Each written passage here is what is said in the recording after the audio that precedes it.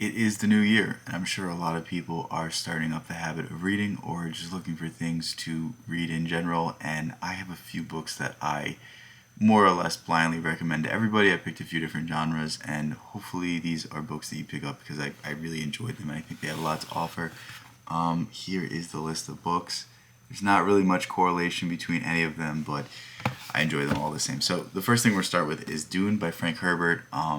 Made more popular recently through the movies. What's his name? Timothy Chalamet is in them. He stars in them, and they do an okay job adapting this book, but this book is just so much more than what anything else could depict, and there's so many different aspects to it. There's the deep mythic aspect of Herbert deconstructing a hero, of building up a myth, of how myths are formed and how they can kind of co-opt people to believe and do things that they necessarily wouldn't otherwise. And it's one of those books that has a great world in it. The world is extremely unique and it feels exactly only like Dune. It doesn't feel like anything else. And yeah, I just had a whole lot of fun reading it.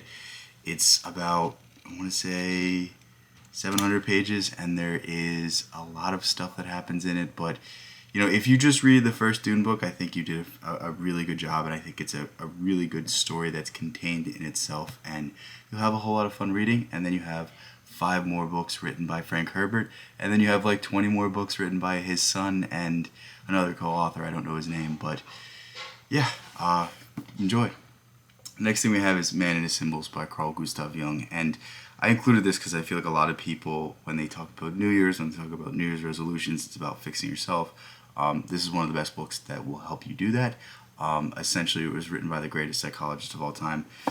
There's an argument for Freud, there's an argument for Adler, there's an argument for somebody whose name I don't know, but to me, Jung speaks to the mythic level of human beings, to the mysterious, to the emotional, the depths, the darkness, and all the things that aren't easy to define, all the things that aren't easy to put into terms. And essentially what this book is Jung was giving these interviews to, I don't remember the interviewer's name, but basically he gave these series of interviews well into his old age, and it wasn't like his normal interviews where it was aimed at a very scientific crowd. It was a general interview, a general biography of this titan of the psychology field. And Jung was approached with a book deal after this, and the deal essentially was saying, like, yeah, we're gonna try to dumb down your ideas and put them out to a wider audience, put them out to a non-scientific audience, and try to spread your ideas as far and wide. And Jung really wasn't on board with this. He didn't think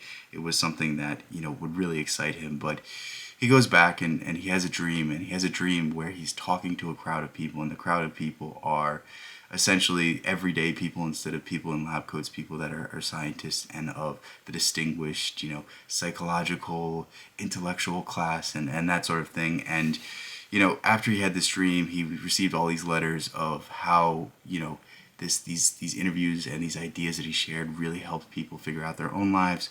So he wrote this book. Long story short, it's basically Jung's ideas condensed as simply as possible.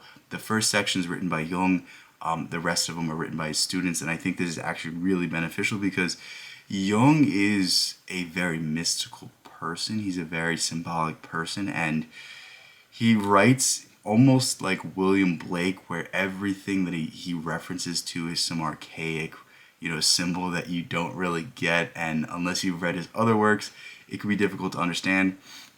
But because it's his students and him trying to put it to a wider audience, his ideas are very approachable and very easy to understand. You'll learn things such as dream analysis, how your dreams hold really the key to what you're looking for in your life, the idea of the shadow and how we hide ourselves behind masks, and how we can get rid of that shadow by integrating the darker sides of ourselves, the sides and the natures of ourselves that don't come out on a daily basis, and how that can lead to a much more happy and much more wholesome life. And those sorts of ideas, the anima animus, and collective archetypes, and pretty much any main idea that he's ever talked about is inside of this book, and it's put in a way that it is really easy to understand if you haven't studied him at all. And I think that's why I always recommend this first for Jung. and then I will tell you the more complex works to go into. But yeah, with that said, I feel like we've talked about this book enough. Time to get into another one. This is Emerson's Essays. You can get any collection of Emerson's essays. They're all going to have like the really, really, really popular ones in them, and then it's going to just be whatever the editor wants. But the thing about Emerson is Emerson encapsulates everything that you want in life, and he puts it so simply and he puts it so profoundly. And, you know, Emerson's greatest work, which is arguably its self-reliance nature, or the oversoul. Like, there's an argument for all of Emerson's essays to be his best work, but the most commonly accepted one is Self-Reliance, and it's around 14 pages, at least in this copy of his collection that I have, but it could be 15, 20, who knows how many pages it is, but it's very, very short in terms of how many pages it is, but it has much more impact than entire libraries. It has much more impact than entire philosophers' entire collection of writings, and that is really just to exemplify the point that Emerson speaks to the soul. He doesn't speak to the mind, and that's what makes his philosophy, that's what makes his outlook on life so important. Because, you know, we can waffle all day long about things that we can agree to after all these axioms and after all these arguments, and after all these things we can come to a conclusion, or we could just know in our heart what is right for us, in our heart who we really are, and listen to that voice. Because when you listen to that voice, that's who you find out who you really are, one. And two, that's how you give the most to the world. Because, you know, as Emerson says, to be yourself in a world that seeks conformity is the greatest of achievements.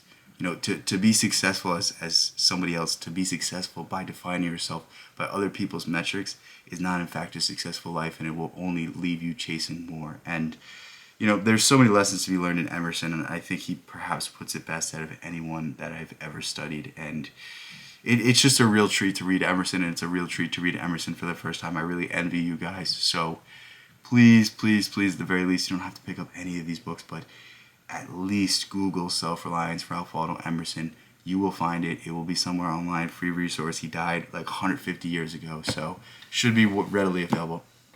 Next thing we have is Psycho-Cybernetics, and this is a book that I'm actively delving into each chapter as we speak. The next chapter is very long, so I'm dreading doing that. I'm going to film it after this. But Psycho-Cybernetics is like one of the only self-help books I recommend to everybody. I've read a whole lot of self-help books, and I used to recommend a lot more until I really went back and I really started thinking about the ideas that have stuck, really thinking about the things that I still use today. And Psycho-Cybernetics is the only one that I think I still think back to, I still look back to. And, you know, essentially the basis for Psycho-Cybernetics is that there was this plastic surgeon, and he realized that the most significant changes in his patients weren't just the physical alterations, but the mental alterations. That these people would come and they, you know, maybe they'd have a feature that was, you know, out of the ordinary, didn't look that great, but it wasn't as debilitating as their mind built it up to be. But, you know, one of the most, I guess, famous, to me at least,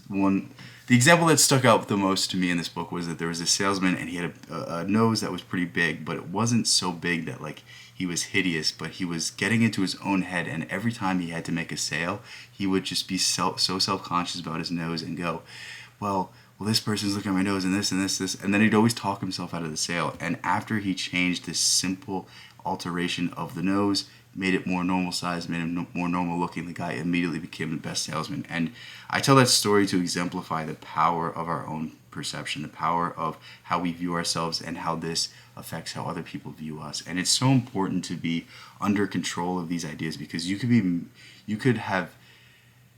make yourself or you could break yourself. You could make it so that it's very difficult for you to succeed. You could defeat yourself before you even begin, or you could inspire yourself through the right action, through the right thoughts, the right things that you tell yourself, in the right way that you view your situation. And some of the most helpful stuff in this book is how to deal with success, or how to deal with failure and turn it into success, how to deal with success as well, probably too.